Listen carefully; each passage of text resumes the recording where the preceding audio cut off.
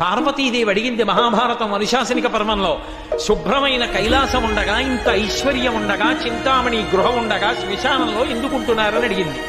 అడిగితే ఆయన చెప్పాడు, పార్వతి బతికున్న నాళ్ళు అన్ని చోట్లకి వెడతారు, ఏమీ తోచట్లేదు, శ్మశానానికి వెళ్ళొద్దామని ఎవరు రారు పార్వతి. నేనంతవాణ్ణంటాడు, పొడుగ్గా ఉన్నానంటాడు, తెల్లగా ఉన్నానంటాడు, పండితుండంటాడు, పద్యాలు నాకు నోటికొచ్చంటాడు, ఉపన్యాసం చెప్పగలనంటాడు, నాకు పాటలొచ్చంటాడు, నేను నాట్యం చేస్తానంటాడు, నేను అధికారినంటాడు, నా దగ్గర డబ్బు ఉందంటాడు.